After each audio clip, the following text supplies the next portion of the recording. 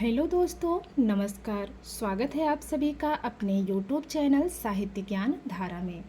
आशा करती हूँ आप सभी लोग स्वस्थ होंगे और अपनी पढ़ाई में लगे होंगे।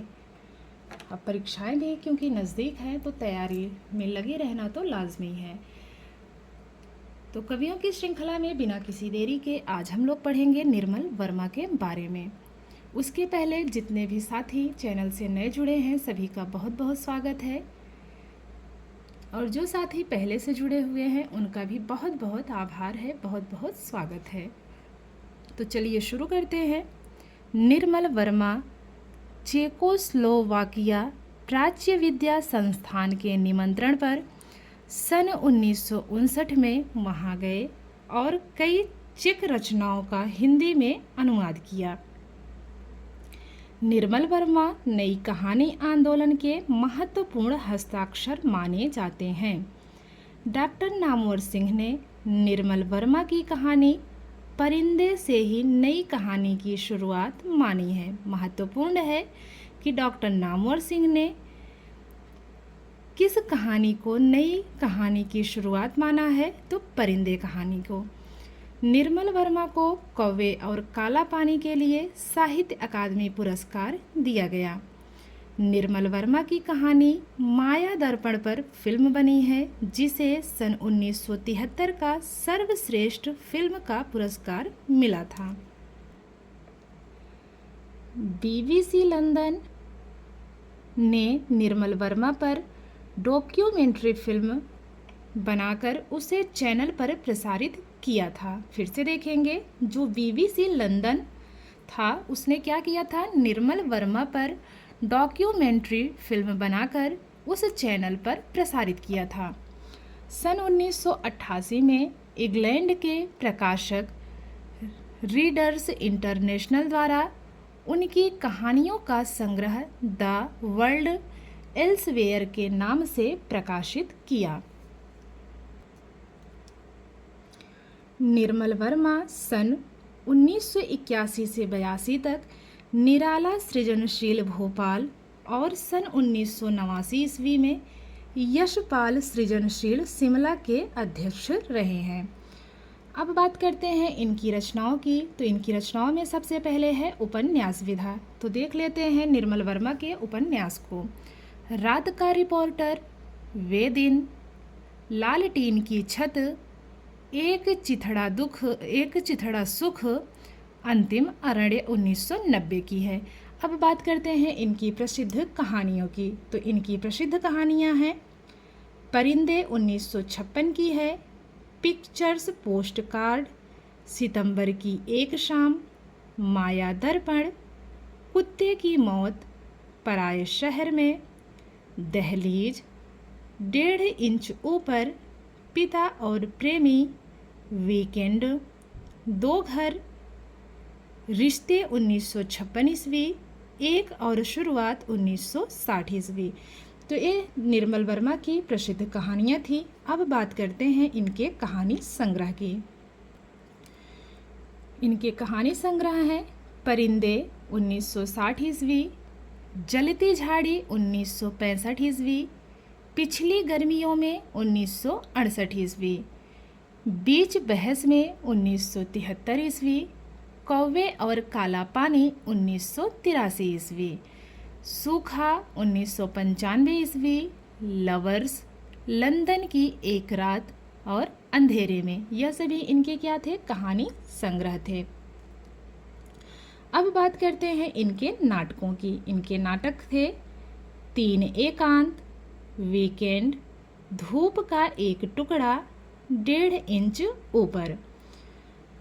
निबंध की बात करें, निबंध में है शब्द और स्मृति 1976 ईस्वी, कला का जोखिम 1981 ईस्वी, ढलान से उतरते हुए 1985 ईस्वी, शताब्दी के ढलते वर्षों में 1991 ईस्वी, दूसरे शब्दों में 1997 ईस्वी, आदि अंत और आरंभ 2001 ईस्वी, साहित्य का आत्मकथ्य 2005 ईस्वी, सर्जना पथ के सहयात्री 2006 ईस्वी।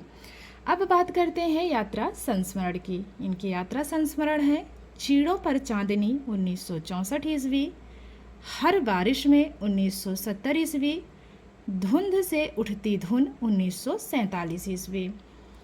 तो ये निर्मल वर्मा के बारे में कुछ जानकारी थी और इनकी कुछ प्रसिद्ध रचनाएं थी। अब बात कर लेते हैं इनसे बनने वाले महत्वपूर्ण कुछ प्रश्नों की। पहला प्रश्न है, निर्मल वर्मा का जन्म कब हुआ? 1924, 1926, 1929 या फिर 1923 ईस्वी? तो निर्मल वर्मा का जन्म हुआ है 1929 ईस्वी में। हमारा तीसरा विकल्प सही है। निर्मल वर्मा किस कहानी आंदोलन के प्रमुख हस्ताक्षर हैं? नई कहानी के, सहज कहानी, समांतर कहानी या फिर अकहानी? तो पहला विकल्प नई कहानी बिल्कुल सही है। डॉक्टर नामवर सिंह ने निर्मल वर्मा की किस कहानी को प्रथम नई कहानी माना है? माया दर्पण को, परिंदे को, पराए शहर में या फिर दहलीज को? तो दूसरा विकल्प परिंदे को माना है। निर्मल वर्मा को साहित्य अकादमी पुरस्कार कब दिया गया? 1983, 1984, 1985 या फिर 1986? तो तीसरा विकल्प 1985 ईस्वी में। निर्मल वर्मा को किस रचना के लिए साहित्य अकादमी पुरस्कार दिया गया? पिक्चर पोस्ट कार्ड, कुत्ते की मौत, कौवे और काला पानी या फिर परिंदे? तो तीसरा विकल्प कौवे और काला पानी।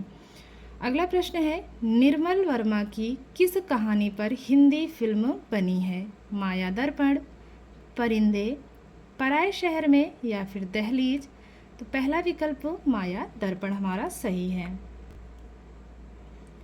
निर्मल वर्मा की कहानी कौवे और काला पानी कब प्रकाशित हुई? 1983 में, 1984 में, 1985 में या फिर 1986 में?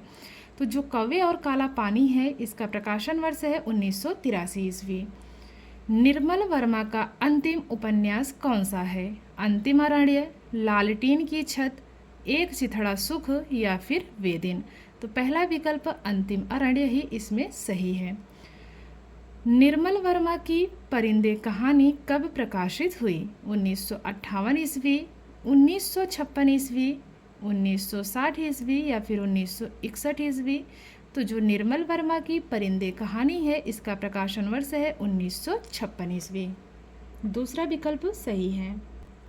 बात करें अगले प्रश्न की, तो अगला प्रश्न है, निर्मल वर्मा का यात्रा वृत्तांत चीड़ों पर चांदनी कब प्रकाशित हुआ?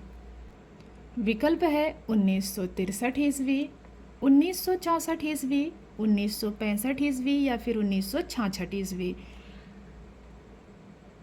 तो चीड़ों पर चांदनी का प्रकाशन वर्ष है 1964 ईस्वी। दूसरा विकल्प सही है।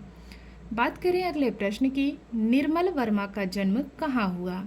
अल्मोड़ा में, उत्तरकाशी में, नैनीताल में या फिर शिमला में? तो निर्मल वर्मा का जन्म हुआ है शिमला में। हमारा चौथा विकल्प सही है। निर्मल वर्मा प्राच्य विद्या संस्थान के निमंत्रण पर चेकोस्लोवाकिया कब गए, जहां उन्होंने चेक रचनाओं का हिंदी अनुवाद किया? 1958 ईस्वी, 1959 ईस्वी, 1960 ईस्वी या फिर 1961 ईस्वी? तो दूसरा विकल्प 1959 ईस्वी हमारा सही है। निर्मल वर्मा की समस्त कहानियों का संकलन रीडर्स इंटरनेशनल लंदन ने द वर्ल्ड एल्सवेयर नाम से कब प्रकाशित किया? विकल्प है 1988 ईस्वी, 1986, 1990 या फिर 1981? तो पहला विकल्प 1988 ईस्वी बिल्कुल सही जवाब है। इनमें से कौन सा उपन्यास निर्मल वर्मा का नहीं है? प्रेत बोलते हैं, लालटीन की छत, एक चिथड़ा सुख या फिर वे दिन? पहला विकल्प प्रेत बोलते हैं यह उपन्यास निर्मल वर्मा का नहीं है और हमें नहीं बताना था, इसलिए हमारा पहला विकल्प ही सही है। इनमें से कौन सी कहानी निर्मल वर्मा की है? अब इसमें है बताना है, ध्यान रखेंगे। रात का तारा, पिक्चर्स पोस्ट कार्ड, जहाँ लक्ष्मी कैद है, या फिर 3 मिनट। तो हमारा दूसरा विकल्प pictures post card Nirmal Verma की कहानी है। निर्मल वर्मा के कहानी संग्रहों के प्रकाशन वर्ष के अनुसार सही अनुक्रम किस विकल्प में है? विकल्प है परिंदे, पिछली गर्मियों में जलती झाड़ी। दूसरा विकल्प है जलती झाड़ी, परिंदे, पिछली गर्मियों में। तीसरा विकल्प है परिंदे, जलती झाड़ी, पिछली गर्मियों में। तो हमारा तीसरा विकल्प ही इसमें सही दिख रहा है। तो चलिए देख लेते हैं प्रकाशन वर्ष के अनुसार। परिंदे कब की है? परिंदे है 1956 ईस्वी की। जलती झाड़ी, जलती झाड़ी का उसके बाद जलती झाड़ी है 1965 की। परिंदे कब की है? 1900। एक इनकी प्रसिद्ध कहानी दिया गया है, परिंदे 1956 की है। और बाद में कहानी संग्रह परिंदे नाम से ही 1960 ईस्वी में हुआ। तो यहाँ पर बात हुई है, तो दोनों का ध्यान रखेंगे, जो भी उसमें विकल्प में रहेगा वही सही होगा। इसमें 2 विकल्प रहेंगे, ध्यान रखिएगा, एक 1956 ईस्वी और एक 1960। उसके बाद नाम आता है जलती झाड़ी का। जलती झाड़ी का प्रकाशन वर्ष है 1965 ईस्वी।